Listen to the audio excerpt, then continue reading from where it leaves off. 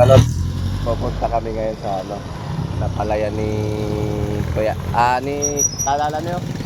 Ah, pupunta kami sa palayan ni Tatala ni ngayon.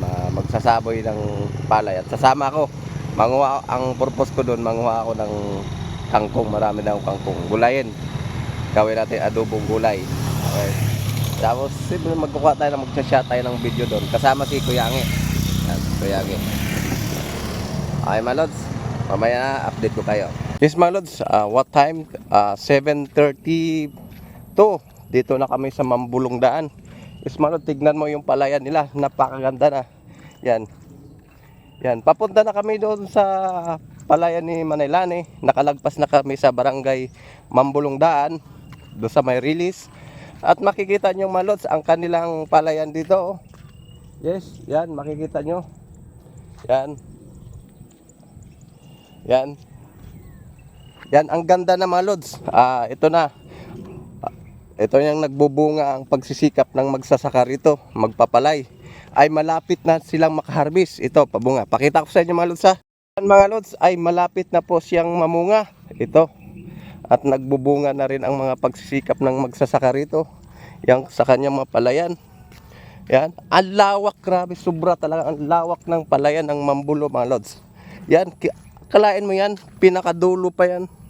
Yan, dulo-dulo pa yan. Yan.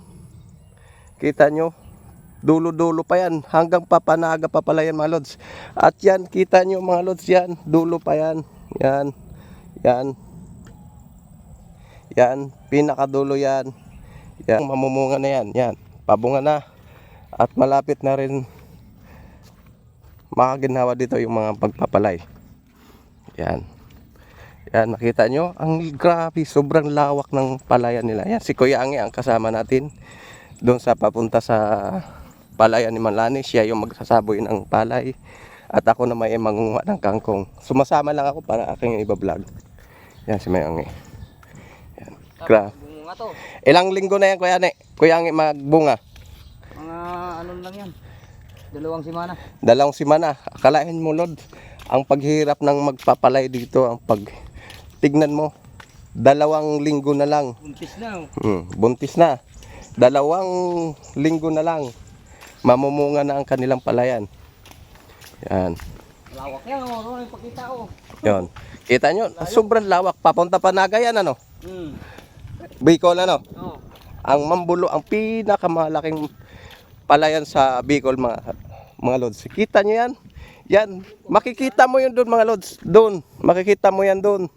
Palay pa yan, nakapapaligid yan mula sa sentro ng Libmanan hanggang Sitio Caburas, sa ibang barangay hanggang dito Mambulong Daan.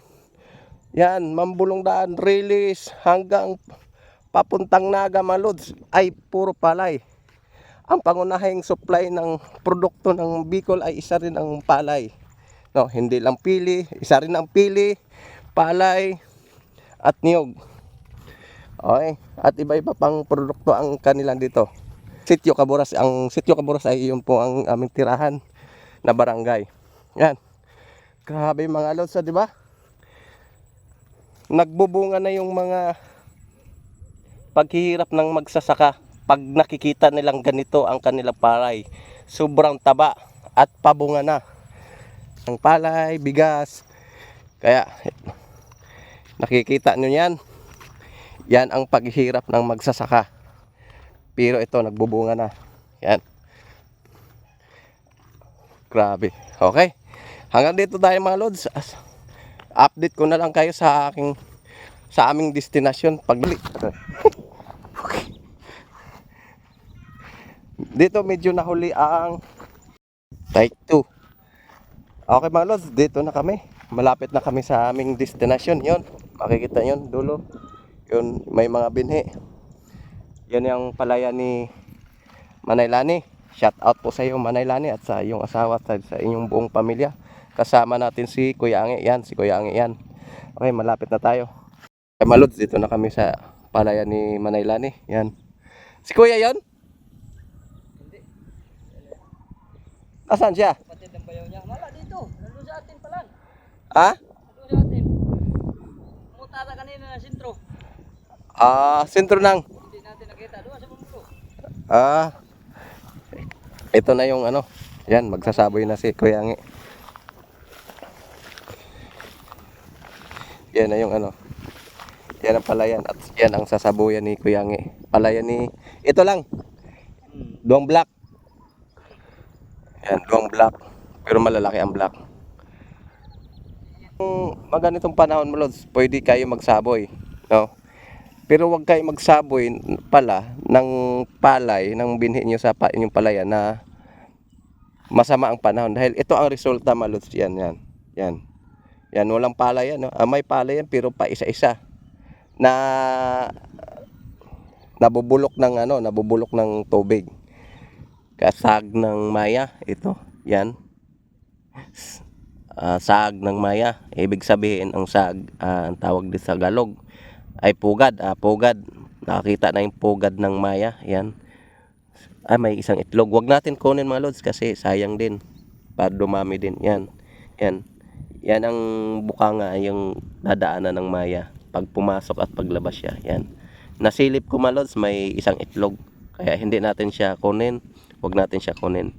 Okay, para mapisa siya, para mapisa yung kanyang itlog, okay? Asawa ni Manaylani. Yan. Asa pa bahay? Doon ka pa? Oo. Kasi pinuntang ka ni Kuya Angi doon, wala ka raw. Yan, sige. Yan, magsasabi na. Yan, Kuya, shout out. Bagal ang tubig bunga pa. Oo nga, oh. Hindi kaya masasayang yung ano yan? Kangkungan pala ito, ano? Oo. Wala, hindi ba na-sprayhan yung kangkong diyan? Hindi ko nga na-spray eh. Andun sa likod? Manguha ako. Ah. Sabi na maraming kangkong diyan. Oo. Yan. Wala namang linta to. Wala. Takot talaga ako sa linta at saka limatok. Dalawa kasi klase yung mga lods, no? Linta at saka limatok. Walang linta rito. Yung limatok ay kulay pula yung dibdib, kulay brown. Tapos kulay itim yung ano, dibdib. Yung linta naman kulay green. At ganoon din kulay brown yung brown na nagdidilaw-dilaw yung ano. Takot ako doon.